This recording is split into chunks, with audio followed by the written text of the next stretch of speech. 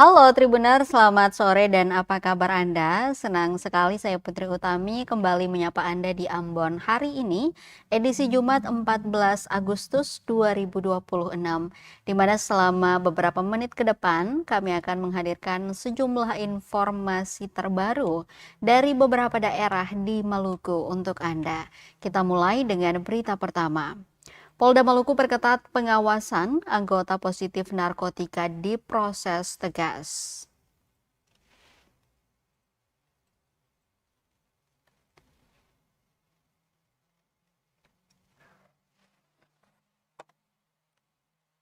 Kepolisian daerah Maluku menegaskan komitmennya perkuat pengawasan internal dan menindak tegas personel yang terbukti melakukan pelanggaran disiplin maupun kode etik profesi Polri, termasuk penyalahgunaan narkotika.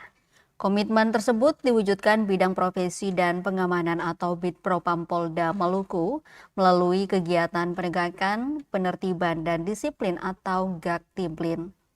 Pemeriksaan yang digelar rutin itu menyasar judi online, penyalahgunaan senjata api, dan narkoba berupa pemeriksaan urin.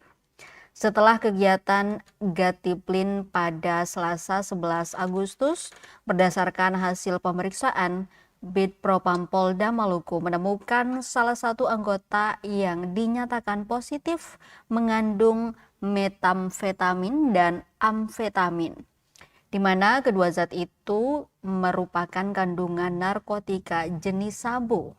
Personel yang bersangkutan adalah Ibtu Lois Salah, satu Kapolsek pada jajaran Polresta Ambon dan Pulau-Pulau Lease. Pemeriksaan dilakukan menggunakan alat regen kit narkoba dan diperkuat dengan keterangan petugas Bidokes Polda Maluku yang melaksanakan pemeriksaan. Kabid Propam Polda Maluku Kombes Pol Jarod Sungkowo menegaskan temuan tersebut langsung ditindaklanjuti melalui mekanisme hukum dan peraturan internal Polri. Usai pemeriksaan itu, Bid Propam Polda Maluku melakukan gelar perkara pada Selasa malam dan melibatkan unsur Itwasda, SDM, dan Bitkum Polda Maluku, serta dipimpin PS Kasubit Waprov Bitpropam. Setelah rangkaian pemeriksaan, hasil gelar perkara merekomendasikan ditingkatkan ke tahap pemeriksaan kode etik profesi Polri. Selanjutnya terduga langsung ditempatkan di tempat khusus atau patsus dengan kategori pelanggaran berat selama 20 hari, terhitung mulai tanggal 11 sampai 30 Agustus mendatang. Selain proses pelanggaran KEPP, Bitpropam Polda Maluku juga berkoordinasi untuk unsur pidana dari temuan tersebut. Kabid Propam menegaskan pengawasan internal merupakan bagian dari upaya menjaga integritas institusi, sekaligus memastikan anggota Polri tidak menyalahgunakan kewenangan maupun kedudukannya. Sementara itu, Kapolda Maluku Irjen Pol Profesor Dr. Dadang Hartanto melalui Kabid Humas Polda Maluku, Kombes Pol Rositah Umasugi menegaskan akan memproses dan menindak tegas personel yang terbukti melakukan pelanggaran. Kapolda menekankan bahwa institusi tidak akan memberikan perlakuan khusus kepada anggota yang melanggar hukum maupun kode etik profesi. Kapolda juga menegaskan konsekuensi bagi terduga akan diproses serta dilepas dari jabatannya. Menurut Kapolda, langkah tersebut merupakan bagian dari komitmen Polda Maluku untuk menjaga marwah dan kredibilitas institusi Polri. Kabid Humas Polda Maluku Kombes Pol Rositah Umasugi mengatakan, langkah yang dilakukan Bitpropam ini sebagai komitmen institusi dalam membenahi sekaligus memastikan kepercayaan publik terhadap Polri tetap terjaga.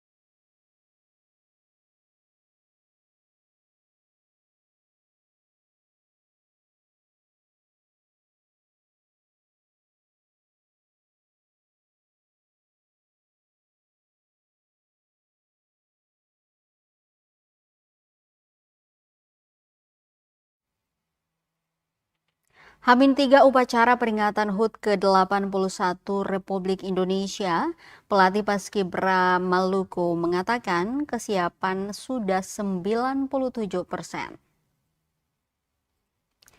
Kesiapan pasukan pengibar bendera pusaka atau Paskibraka Provinsi Maluku sudah mencapai 97%. Hal itu disampaikan Koordinator Pelatih Paskibraka Maluku, Pembantu Letnan 1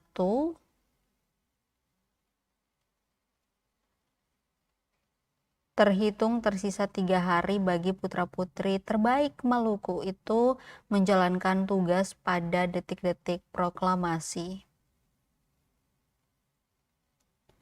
Diketahui tahun ini tim Paskibraka Maluku berjumlah 28 orang, terdiri dari 14 putra dan 14 putri terpilih dari seluruh kabupaten kota. Mereka berpasangan perwakilan dari Kota Ambon, Kabupaten Maluku Tengah, Seram bagian Barat, Buru, Maluku Tenggara, dan Maluku Barat Daya. Pengukuhan nantinya akan berlangsung pada Jumat 14 Agustus oleh Gubernur Maluku, Hendrik Lewerisa. Rangkaian pelatihan telah ditekuni mereka terhitung mulai tanggal 1 Agustus hingga persiapan pelaksanaan upacara nantinya. Proses latihan yang tak mudah karena hanya satu regu menjadi tantangan tersendiri bagi para pelatih. Menjadi pelatih Paskibraka sejak 2019 bukan perjalanan yang singkat dan mudah. Ialah sosok Levi Huwae yang bertugas di Korem 151 Binaya, Kota Ambon. 7 tahun berlalu ditemukan dengan personal dan tantangan yang berbeda tiap tahunnya. Tahun 2020 hingga 2021, yakni masa pandemi, disebutnya menjadi momen yang berkesan bagi pelatih Korem itu. Pasalnya Paskibraka saat itu hanya 3 personel yang bertugas untuk penggerek bendera. Posisi yang pas, berbaris yang tegas dengan mental menjadi kekuatan bagi mereka di kala itu. Tahun berganti, proses latihan terus berjalan dengan personal berbeda tiap kali upacara peringatan. Di tahun 2026 ini, pelatih kembali diminta kerja ekstra, bukan soal pandemi, tapi soal efisiensi. Pengurangan anggaran menjadi tantangan lain karena pasukan Paskibraka harus juga diefisienkan. Tahun sebelumnya 54 orang yang terbagi menjadi 2 pasukan untuk detik-detik proklamasi dan penurunan bendera. Namun tahun ini hanya 28 orang yang akan bertugas langsung untuk pengibaran dan penurunan. Selain itu, waktu latihan yang cukup pendek dan dampak El Nino dengan cuaca yang sangat panas menjadi tantangan tersendiri.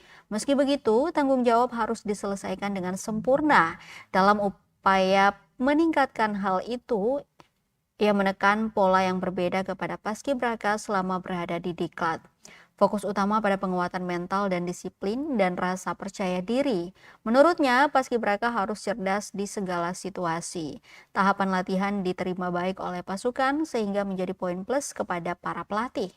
Ia berharap pasukan Paskibraka tahun ini dapat menjalankan tugas dan tanggung jawab dengan penuh semangat dan tekad yang kuat sehingga proses ini menjadi kebanggaan tersendiri bagi mereka.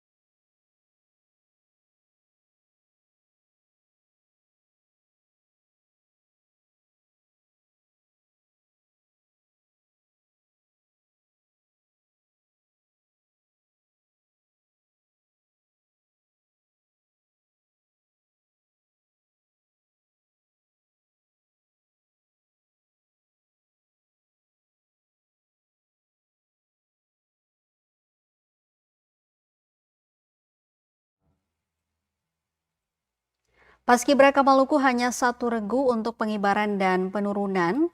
Kesbang Pol sebut dampak efisiensi.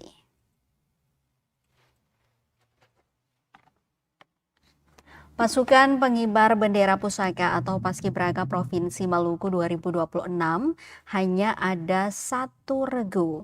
Regu itu bertugas mengibarkan dan menurunkan bendera merah putih dalam upacara peringatan Hari Ulang Tahun atau HUT ke-81 Kemerdekaan Republik Indonesia di Lapangan Merdeka, Kota Ambon, Maluku. Padahal biasanya pasukan pengibaran dan penurunan bendera dilakukan masing-masing 2 tim dengan total 54 orang. Namun karena efisiensi anggaran maka terjadi pengurangan pasukan. Tahun ini tim Paskibraka Maluku berjumlah 28 orang, terdiri dari 14 putra dan 14 putri terpilih dari seluruh kabupaten kota di Maluku.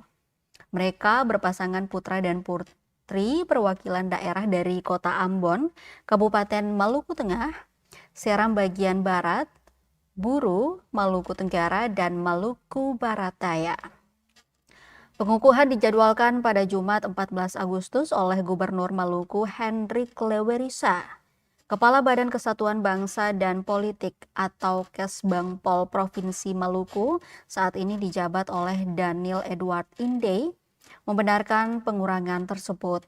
Meski begitu, ia menegaskan pasukan Paskibraka masih memenuhi formasi sehingga tidak menjadi masalah. Daniel menjelaskan pasukan Paskibraka diberikan pendampingan dan penguatan mental selama diklat, seperti pemberian makanan bergizi, pendampingan tenaga medis selama proses latihan hingga upacara peringatan. Tak hanya itu, pendekatan emosional juga dilakukan sehingga tidak menimbulkan ruang antara pelatih dan juga pasukan Paskibraka. Daniel berharap pasukan Paskibraka yang telah dipersiapkan dapat menyelesaikan tugas mulia ini dengan tuntas dan tanpa hambatan. Ia juga meminta dukungan masyarakat Maluku untuk mendoakan keberhasilan prosesi upacara tersebut.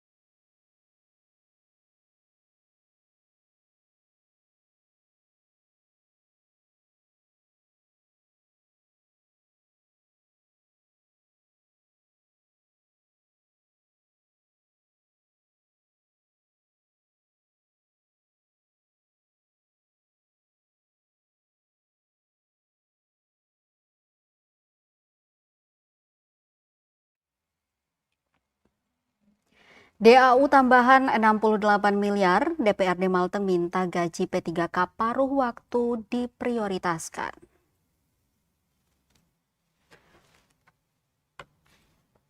DPRD Kabupaten Maluku Tengah mendorong pemanfaatan tambahan dana alokasi umum atau DAU dari pemerintah pusat untuk penggajian P3K paruh waktu. Dorongan itu antara lain datang dari fraksi Demokrat dan fraksi Gabungan Restorasi Amanat Pembangunan Nasional atau Nasdem, PAN, P3 saat momen rapat paripurna DPRD Maluku Tengah, Rabu 12 Agustus 2026 malam. Sekretaris Fraksi Demokrat Hidayat Samalehu mengatakan, dengan tambahan DAU 68 miliar, fraksi Partai Demokrat berharap anggaran yang diberikan Pempus benar-benar dapat digunakan sebagaimana mestinya, termasuk penggajian P3K paruh waktu. Selain itu, Samalehu juga meminta agar Badan Anggaran atau Banggar DPRD Maluku Tengah dan tim anggaran pemerintah daerah dapat duduk bersama membicaki pemanfaatan tambahan DAU.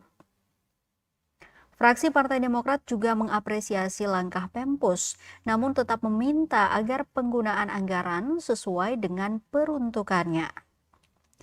Senada dengan itu, Wakil Ketua Fraksi Gabungan Restorasi, Amanat Pembangunan Nasional atau Nasdem, PAN dan P3, Subhan Nurfata mengatakan pihaknya mengapresiasi langkah Bupati Maluku Tengah yang berencana menambah gaji P3K paruh waktu. Hal tersebut disampaikan Subhan usai menyampaikan kata akhir fraksi dalam rapat paripurna ke-12 DPRD Maluku Tengah.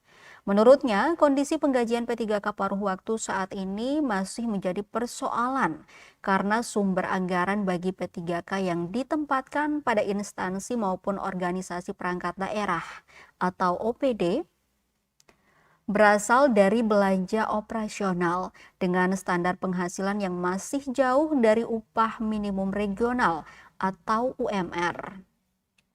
Kondisi serupa, kata dia, juga dialami P3K paruh waktu guru dan tenaga kependidikan.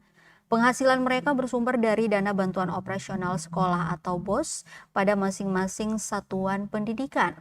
Karena itu, Subhan berharap rencana penambahan penghasilan bagi P3K paruh waktu yang dimungkinkan melalui tambahan dana alokasi umum dari pemerintah pusat dapat segera direalisasikan.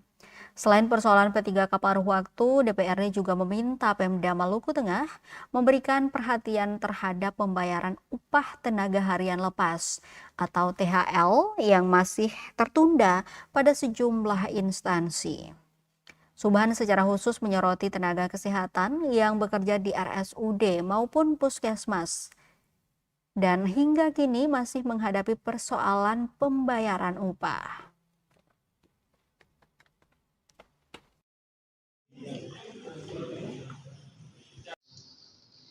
Yang terhormat Bapak Ibu saudara-saudari anggota DPRD Kabupaten Maluku Tengah.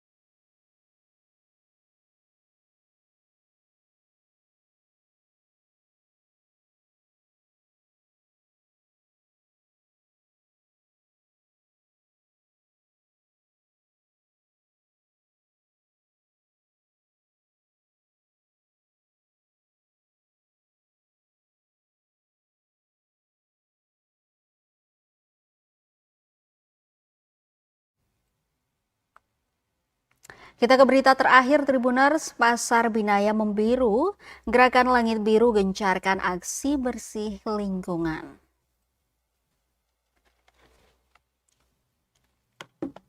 Pelataran Maplas atau Pasar Tingkat Binaya yang berlokasi di Jalan Abdullah Solisa, Kota Masohi, Maluku Tengah, nampak membiru Jumat 14 Agustus 2026 pagi. Kader Partai Demokrat Maluku Tengah menjalin sinergi dengan elemen masyarakat dalam gerakan Langit Biru Indonesia Asri. Wujud dari gerakan tersebut ialah pembersihan lingkungan sekitar Pasar Binaya dan Terminal Binaya, Kota Masohi. Hadir di tengah-tengah kader partai dan masyarakat, Bupati Maluku Tengah Zulkarnain Awad Amir, serta jajaran pimpinan perangkat daerah Pemda Maluku Tengah. Bupati Zulkarnain Awad Amir berkesempatan membuka Gerakan Langit Biru Indonesia Asri sebagai kegiatan yang memiliki makna penting untuk menjaga lingkungan. Bagi Zulkarnain, inisiatif dan aksi nyata yang dilakukan hari ini menunjukkan komitmen kepedulian yang besar terhadap kelestarian lingkungan hidup di kabupaten bertajuk Bumi Pamahanunusa. Dikatakan, Kabupaten Maluku Tengah dianugerahi kekayaan alam dan lingkungan yang sangat indah. Namun, keindahan ini tidak akan bertahan lama tanpa adanya kesadaran dan tindakan nyata dari sejumlah elemen masyarakat. Menurutnya, perubahan iklim dan penurunan kualitas lingkungan adalah tantangan nyata yang kita hadapi saat ini. Oleh karena itu, gerakan pro lingkungan seperti Gerakan Langit Biru ini menjadi sangat relevan dan mendesak. Dirinya juga mengapresiasi DPC Partai Demokrat Kabupaten Maluku Tengah beserta seluruh panitia pelaksana. Di sisi lain, Ketua Panitia Yopi Lasamahu menuturkan gerakan di pagi hari tersebut berfokus pada pembersihan sampah di seputaran Pasar Binaya Masohi dan Terminal Binaya. Sejalan dengan kerja bakti Pemda Maluku Tengah setiap Selasa dan Jumat. DPC Demokrat Maluku Tengah juga menyerahkan sejumlah perlengkapan kebersihan untuk peserta yang terlibat. Selain itu, diadakan pula kerja bakti pembersihan tempat ibadah masjid juga gereja yang berfokus di 2 titik yakni Kota Masohi dan Waipia. Melalui gerakan ini, DPC Demokrat berharap masyarakat senantiasa menjaga lingkungan sekitar dengan tidak membuang sampah sembarangan. Sementara itu, Sekretaris DPC Demokrat Maluku Tengah Ismail Ohorela menegaskan komitmen Partai Demokrat yang hadir bersama komunitas masyarakat menggalakkan sikap peduli lingkungan.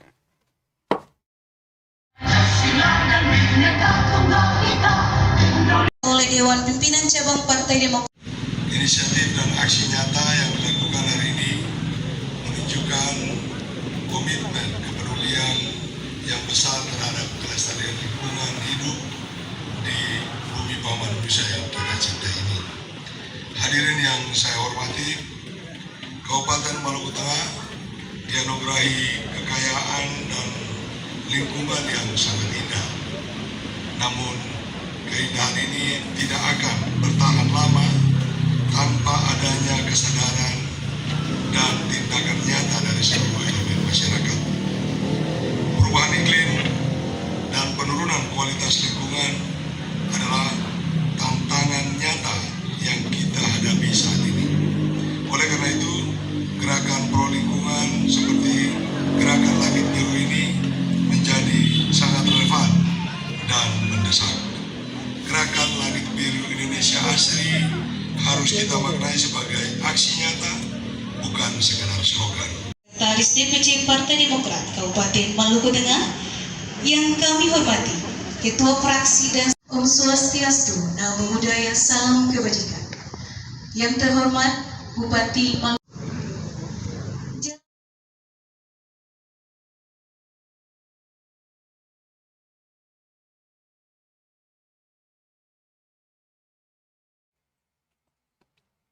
Tribuners, informasi tadi sekaligus mengakhiri perjumpaan kita di Ambon hari ini. Saya Putri Utami mewakili seluruh kru yang bertugas mengucapkan terima kasih atas perhatian Anda. Selamat sore, sampai jumpa dan ahmato. Download Tribun X sekarang, menghadirkan lokal